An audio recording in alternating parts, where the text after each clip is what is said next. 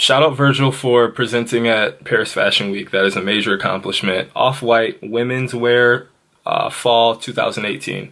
Overall, it feels like he's focused on all these different extensions of how he can make Off-White expand.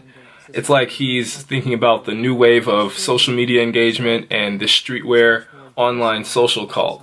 That seems like that's his main focus, and everything else is just an extension of that. The shoes, the clothes, the different items that just have the label on it, the Twitter following that has all of the hazard signs and the repeating diagonal crosswalk print, the different references that you get when you're just living your life and you see construction and you might think of Off-White. He's kind of being really smart about that marketing and he's kind of making fun of marketing and making it seem like all branding is all around us and there's no reason why you can't tap into that. He's doing collaborations with musicians, with IKEA, furniture. He has a background in architecture and he is working in this realm, the highest realm of fashion, Paris Fashion Week. I think his main goal is not really to show how the Off-White woman should dress, and also just the fact that this is women's wear. It's almost like when you think about Off-White, you don't think about women. You think about men, you think about the sneakerhead community, you think about different drops, you think about long lines outside of Supreme. You think about those different ways that people engage with fashion and how that young person hype beast excitement is rich with all this fire and all this eagerness. And then you think about Virgil's personality. You think about him as well and how nothing stops him and how nothing makes him feel bogged down or like there's this conflict of business and art like you'll see with other designers in interviews. It seems like everything to him is exciting, fresh, new, and he has this energy about him. When you hear him talk and when you see the things that he does and you see how he's doing the things and how he rarely says no and how he's always wanting to do more. I think he's focused more on hitting the refresh button on the streetwear system and making the whole production challenged, the way that things are sold challenged. Just the fact that kids are buying items for high price point and then flipping the item online and selling it for 3 or 4 times as much.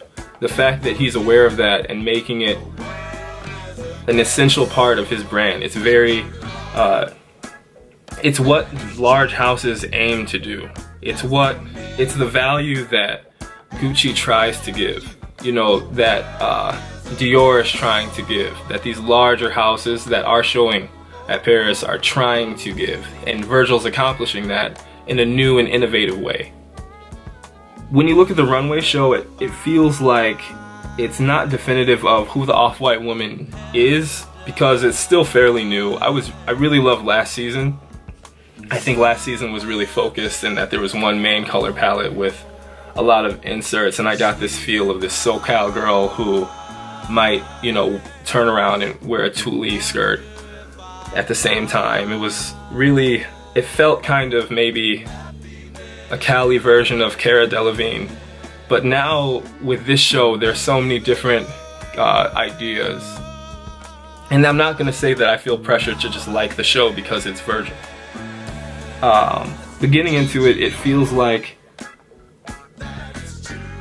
he's trying to constantly hit the refresh button on who this woman is. And this woman's not very defined yet.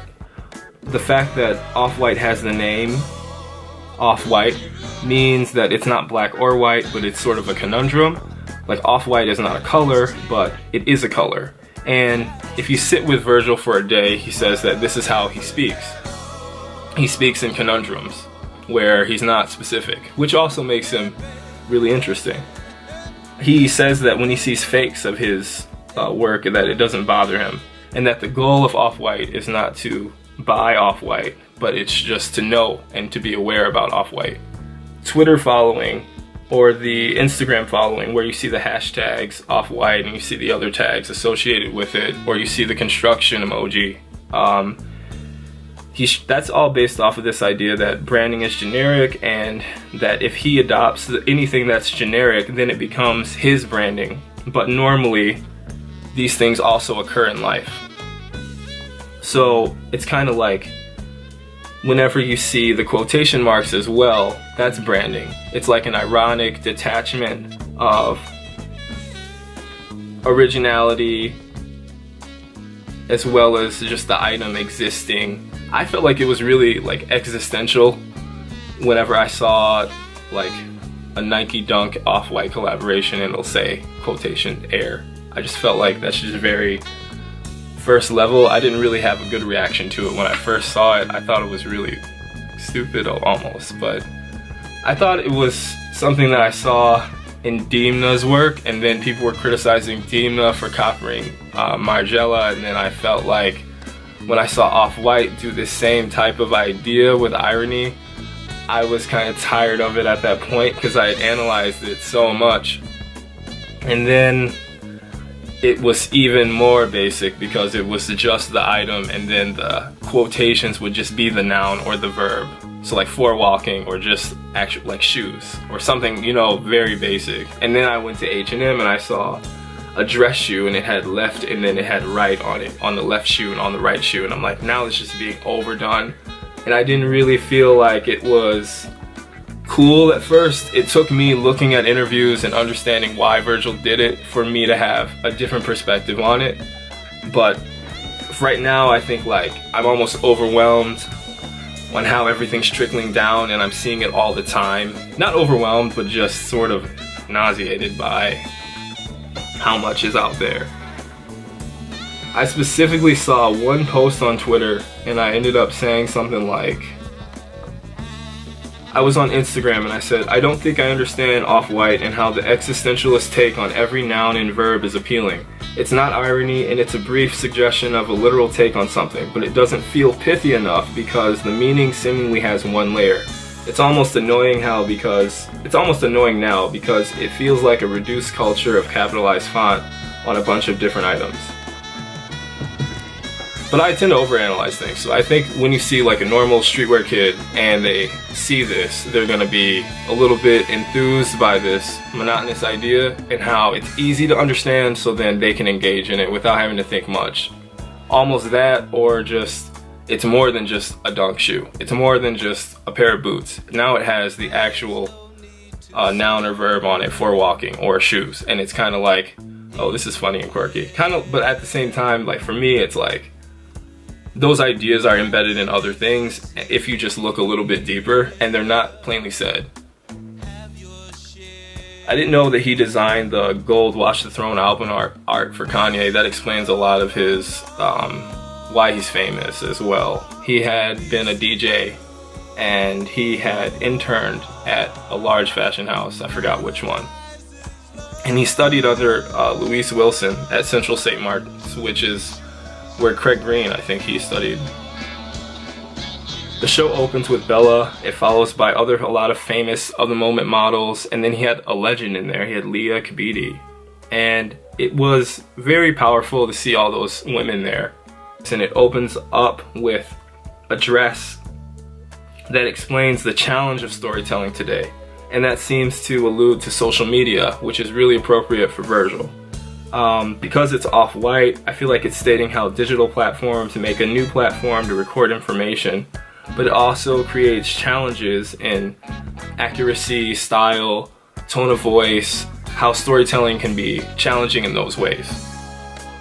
He calls his shows documentaries, and this builds up the intellect behind all of his work because it causes otherwise perplexing ideas to be really purposeful, and it's brilliant when you combine it with such a large following and a lot of financial success to back it up. Watching the show, you never connect any of these looks to hypebeasts or kids who wear polo shirts to the mall, which he says are the people that inspire him. And a large part of that is that those people are men or boys, and this is a women's wear show.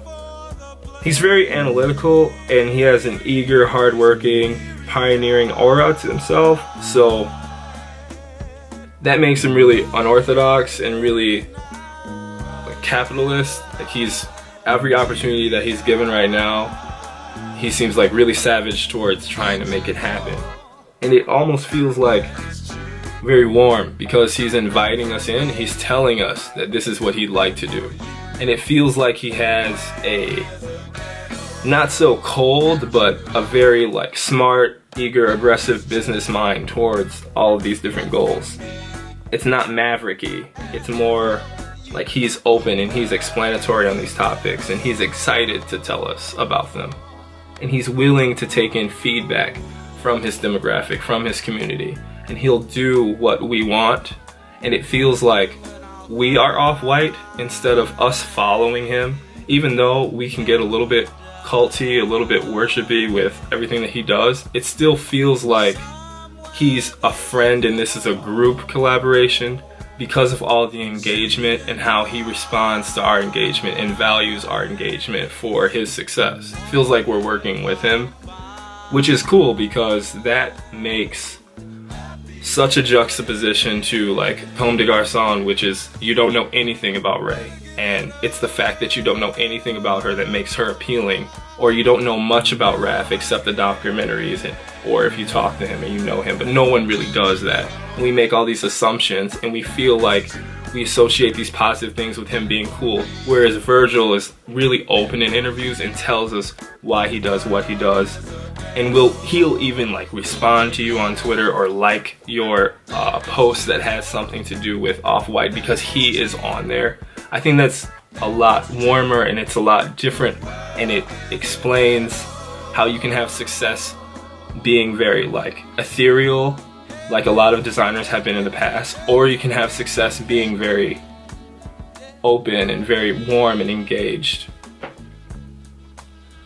That's basically it. He doesn't really try to talk about race and politics because he understands that since he is a black man from Chicago and he's showing at Paris Fashion Week, that is a commentary on race and politics. And I think he wants to keep the conversation on the clothing and on the items. He doesn't want it to go into anything that's beyond that because it's almost gonna reduce what he's done.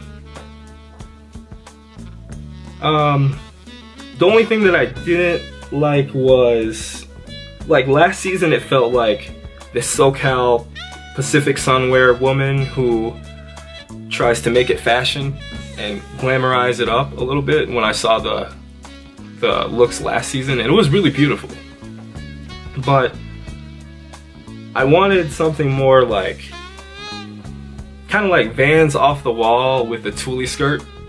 But what he gave us was almost like a collection of different conflicting types of looks, which was really, like if you want to be positive about it, you can say that he's expanding his brand and that he's trying to do something that doesn't limit him.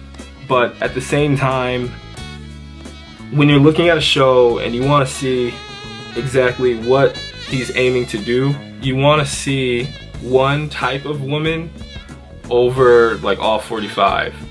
You want to be able to synthesize it into like, you know, one or two different types of ways you can look if you go into an Off-White store.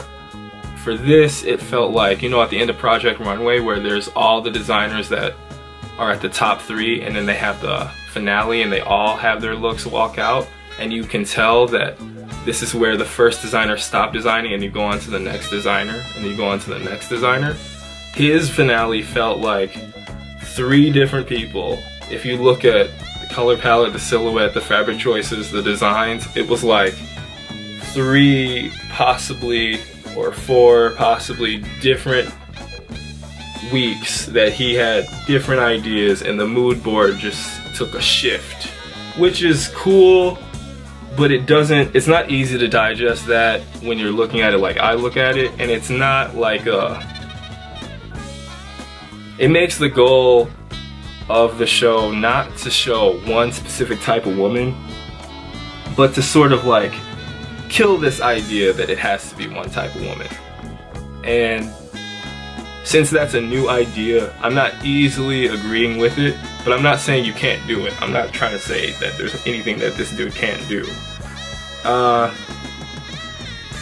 But at the same time, like, it's not like we're shopping and we can stop and look at an item and feel it and like maybe try it on and see if we like it. When you're watching a show like this, the girls are just walking, and it's quick, and it's like, it's hard for your mind to get an idea.